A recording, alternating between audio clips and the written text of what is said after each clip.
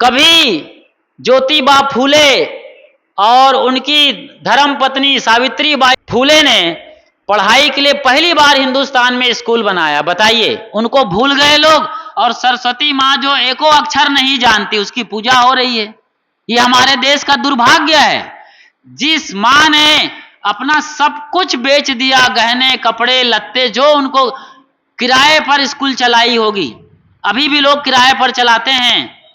Khan sir जैसे लोग और भी तमाम लोग ऐसे ही शुरू किए हैं। देखो कितना बड़ा काम कर रहे हैं लोग।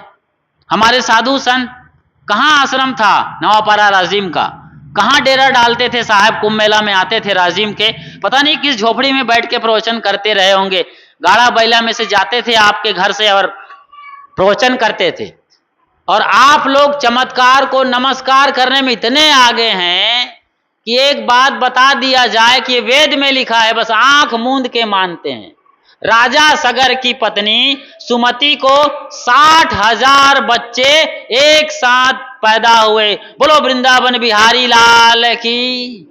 बताइए, श्रद्धा से सर झुकाएंगे, हमको बड़ी दक्षिणा भी देंगे और राधा रानी रुक्मणी का विवाह भी कराएंगे, खूब दहेज देंगे। हम मांगेंगे भाई हमारे आश्रम में अभी बारिश हुई और इतना तूफान आया, वो खिड़की दरवाजा टूट गया, तो बहुत मुश्किल है कि आप मदद करें। लेकिन भगवान के नाम पर रुक्मणी के विवाह में साड़ी, ब्लाउज, सोने चांदी, गहने, पूरा कबड्डी बना दिया आप लोगों ने धर्म को। और सौभाग्य से कबड्डी चल ही रहा है आपके घर में और गांव में। समझदार बने, विचार करें, विवेक करें, ये साहब कहते हैं। साहब ये थोड़ी बोल रहे हैं कि आप बीजक को रट्टा मार लो। बीजक पढ़िए, लेकिन रट्टा मारने के लिए नहीं, समझने के लिए। बीजक याद करना अच्छी बात है, वो इसलिए कि मौके पे काम आए, आप समझ सको। मंत्र है ये। और भी संतों को सुनो, आप परंपरा के रूप में मत सुनिए संतों को, चेतना के रूप में जागने के लिए सुनिए। कब तक वैसे रहेंगे? कब तक दुख और तकलीफ झेलते रहेंगे? कब तक ऐसे ही आपको लूटते रहेंगे लोग भगवान के नाम पर, देवी के नाम पर? कितनी सारी बातें हैं कि षड दर्शनाचार्य जो लोग हैं, मतलब न्याय, वैशेषिक, मीमांसा, योग और भी जो दर्शन शास्त्र हैं, सबके बड़े बड़े ज्ञाता लोग भटके हुए हैं। आज बड़ी बहस चल रही है इन चीजों पर और लोग उल जुलूल बातें कर रहे हैं, बेमतलब की, बेसिर पैर की बातें हो रही हैं। अभी एक जया किशोरी जो बड़ी कथाकार हैं, उन्होंने एक टिप्पणी कर दिया था कि जब माँ बहनें महीने के दिन में होती हैं तो ये कहा गया है कि वो पूजा नहीं कर सकती, पाठ नहीं कर सकती, मंदिर में, अपने घर में जिस कमरे में वो जाती है रोज, वहां नहीं जा सकती है। अभी हमारे देश में एक बाजू में देश है, वहां मैं गया था, नेपाल में एक आश्रम है, तो वहां एक साध्वी बहन को यही तकलीफ थी महीने की। तो वो जो रोज सेवा कर रही थी, रसोई में सारा काम करती थी, उनको भी बाहर बिठा दिया गया। किसी लिहाज से सही है, मैं समझ सकता हूं, लेकिन केवल ब्राह्मण, वो ब्राह्मण है वो लोग। तो मैं और गया था 2009 के साल में था मैं, साल भर वहां एक ब्राह्मण साधु था, बजई कहते हैं उनको, वो तो अब गुजर गया। तो मेरी बनाई रोटी सब खाते थे वहां पर, लेकिन वो साधु पंडित था, ब्राह्मण खानदान का। तो मैं जब रोटी बना के उनको खिलाता था तो वो क्या करते थे उस वक्त, मेरी रोटी को अपनी थाली में तो लेते मेरे हाथ से, लेकिन उठ करके उस रोटी को बेसिन पानी चला के नल धोते थे, तब खाते थे। अब हो सकता है उनको ठंडी रोटी खाने की आदत रही हो, या फिर वो ब्राह्मण परंपरा को जीवन निर्वाह करवा रहे थे।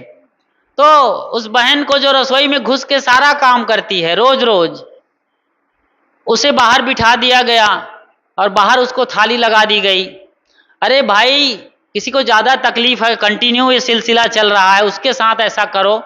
कभी कभार हो रहा है, वो नहा धो के ठीक हो गई, फिट हो गई है 4 घंटे के लिए, एकदम उनका अभी क्लियर है लाइन, तो वो आराम से पूजा कर सकती है, पाठ कर सकती है और कथा भी कर सकती है। मैंने अपनी एक बहन को फोन लगाया, साध्वी बहन को, हमारे अभिलाष साहब जी की चेली को, क्यों भाई आप लोग कैसे करते हो इस दौरान में? क्योंकि मैं इस पर वीडियो बना रहा था जया किशोरी पर, जो उन पर बहुत चिल्ला रहे थे पंडित लोग पूरा लाइन लगा गाली दे रहे थे, मार देंगे, ये करेंगे जय किशोरी को। तो मैंने एक वीडियो बनाया तो पूरा खंगाला इस पर रिसर्च किया, सर्च किया, तो हमारी बहनों ने कहा नहीं साहब ऐसा कुछ भी नहीं, हम तो पाठ करते हैं, पढ़ते हैं और कथा भी कर लेते हैं, सत्संग सुनाते हैं। हमें कहा तो बड़ी गजब की बात है भाई। तो ऐसे ब्राह्मण नामधारी भी धर्म के नाम पर भटके हुए हैं। ठीक है, गंदगी बाहर आ रही है तो हम लोग क्या नहीं जाते हैं टट्टी और पेशाब करने के लिए? उस तरह तो हर आदमी गंदा होता है, लेकिन वही आदमी नहा धो लिया। गुरुदेव भी कहा करते थे कि हर आदमी शूद्र है, सवेरे सवेरे अपनी गंदगी खुद धोता है, कोई नौकर नहीं रखता है। नहा धो लिया वो ब्राह्मण हो गया, पढ़ाई लिखाई कर रहा है, कथा कीर्तन, ब्राह्मण हो गया।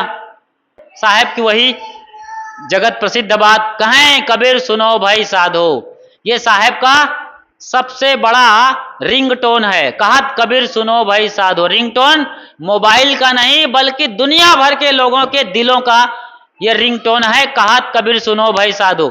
आप चाइना जाओ, मंगोलिया जाओ, रूस, यूक्रेन, इजराइल, फिलिस्तीन, अमेरिका, चीन, जापान, कोरिया, कहीं चले जाओ, कहत कबीर सुनो भाई साधो बोल दो, सब समझ जाएंगे भारत से आया है और कबीर का दीवाना है।